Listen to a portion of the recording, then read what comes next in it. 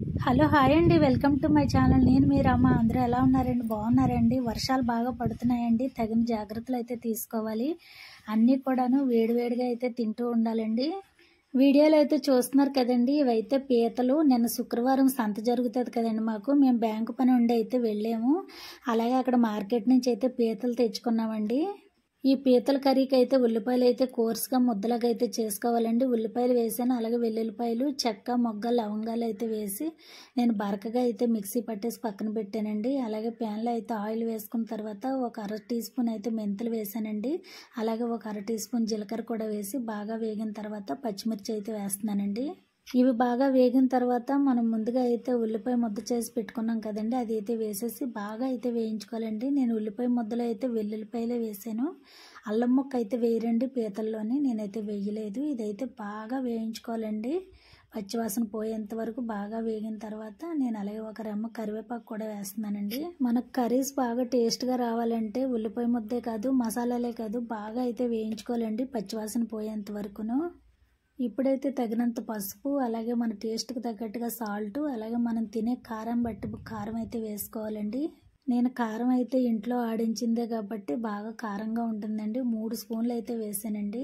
మీరు కనుక ఏ కారం వాడుతున్నారో దాన్ని బట్టి అయితే మీ టేస్ట్కి తగ్గట్టుగా కారం అయితే వేసుకొని ఇది బాగా కలిపిన తర్వాత మనం ముందుగా క్లీన్ చేసి పక్కన పెట్టుకున్న పీతలు అయితే వేసేద్దామండి. నేను పీతలు అయితే 1కి 10 సార్లు శుభ్రంగా క్లీన్ చేసేసుకుని అయితే కొద్దిగా పసుపు చల్లేసి అయితే పక్కన పెట్టానండి. ఆ పీతలన్నీ అయితే ఇందులో వేసేస్తున్నాను.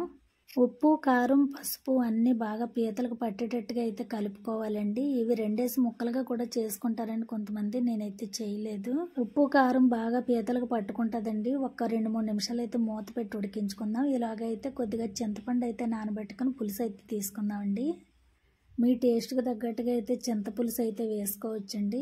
అలాగే మీలో పీతలు అంటే ఎంతమందికి ఇష్టమో, మీరు ఏ స్టైల్లో వండుతారో నాకు కామెంట్ అయితే చేయండి. నేనైతే ఈ స్టైల్లో వండుతానండి. మా ఇంట్లో అయితే మా ఆయనకి, మా రెండో అబ్బాయికి పీతలు అంటే చాలా ఇష్టం అండి.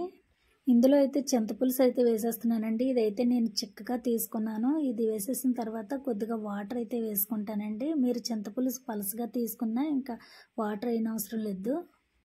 ఇవన్నీ బాగా కలిపేసుకున్న తర్వాత ఒకసారి ఉప్పు, కారం టేస్ట్లు అయితే చూసి సరిపోకపోతే మనం అడ్జస్ట్ చేసుకోవచ్చండి.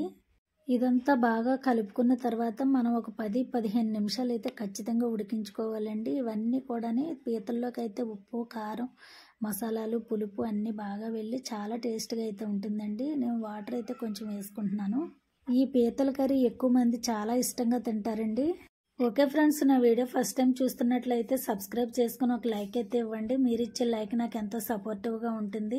నేను పెట్టే సింపుల్ అండ్ ఈజీ రెసిపీస్ ప్రతి ఒక్కటి కూడా మీ ఫోన్కి అయితే వస్తుందండి. మూత తీసి చూసేసరికి అయితే పీతలు ఎలా ఉడికిపోయాయండి, చాలా టేస్ట్గా ఉందండి. టేస్ట్ అయితే చూసేసానండి. ఈ టైంలోనే మనం టేస్ట్ అయితే చూసుకొని ఏమైనా సరిపోకపోతే అడ్జస్ట్ చేసుకోవచ్చండి. ఇక్కడైతే ఒక 1/2 teaspoon garam masala powder అయితే వేస్తున్నానండి. ఇది బాగా కలిసేంత వరకు ఒక 2 నిమిషాలు ఉంచుకొని దించేసుకుంటే మనకు పీతల కర్రీ అయితే రెడీ అయిపోయినట్టేనండి.